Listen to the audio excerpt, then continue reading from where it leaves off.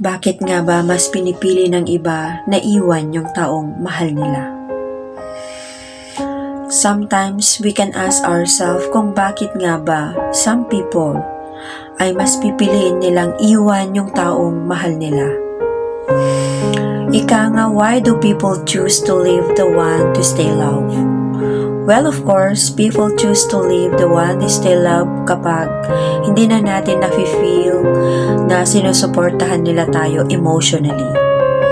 Lahat tayo we need an emotion supports from our partner. Minsan nga pag hindi natin nakikuha yung supportang yon mula sa partner natin, kadalasan ng iba iniiwan nila yung partner nila. Masakit din syempre, as a partner, kailangan natin ipakita sa mga partner natin that we value and appreciate them. Hindi lahat ng mag-partner ay the same ang qualities. Minsan yung partner mo ay hindi gaanong sweet or showy. Sometimes, or siguro ikaw naman yung hindi ganon. If you are in the relationship, you need to halfway kung saan kayo ay makaka-benefits at magiging masaya. Hindi po pwede na ikaw lang yung nagbibigay ng lahat-lahat tapos siya tanggap lang ng tanggap. Why do people chooses to leave the one to stay love if hindi na sila nire-respeto? Sa isang relationship, respect is always be there. You can love the person as much as you want, pero wag kang mananatili sa isang relasyong wala ng respeto.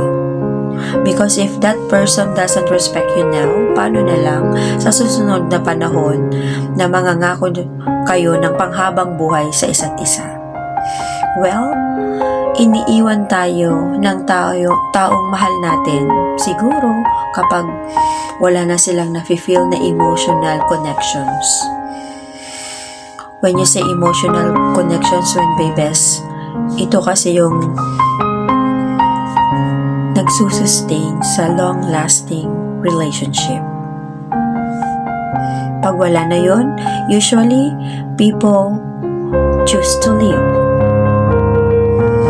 People choose to leave also dahil they feel that they are nothing all.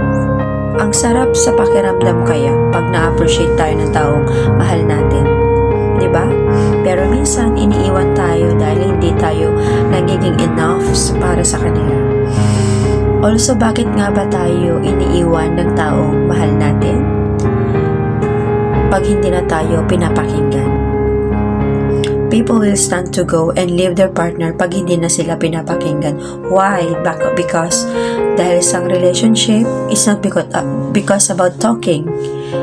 It's also listening. Dapat mong iparamdam sa partner mo na handa kang makinig sa kanya. Handa kayong makinig sa isa't isa kasi minsan pakiramdam natin pag hindi tayo pinapakinggan ng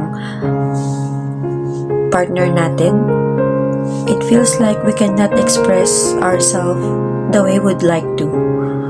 Also, this is very common kung bakit nga ba pinipilit ng partner natin na iwan tayo simply because may iba nang nagugustuhan.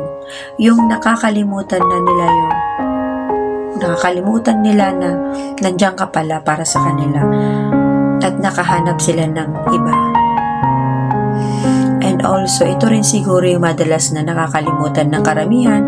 That's why yung iba, they time to leave yung taong mahal nila. Maybe it's because nawawala na ang physical affection. Yung hug na lang, for example, aminin man natin sa hindi, kapag galit tayo or kahit anong emosyon ay papakita natin, ang nararamdaman natin iba talaga sa pakiramdam pag niyakap tayo ng taong mahal natin. Nag-iiba yung mood natin, gumagaan yung pakiramdam natin, di ba? Sabi nga sa nabasa ko, loss of physical intimacy is often the first step towards a loss of emotional intimacy. Kaya hindi dapat mawala yung physical affection kahit gaano man kasama yung inyong pag-aaway. Dapat maghahanap kayo ng emosyon or solusyon at paraan para magkaayos. Kahit na gaano kahirap ang napagdaanan ninyong dalawa, naway you will choose to stay. Pero kung ramdam mong hindi na ikaw at wala na talaga siyang pagmamahal sa'yo, then let that person go. Minsan masakit man, pero kailangan kaysa sa mas lalala pa yung sakit na iyong nararamdaman.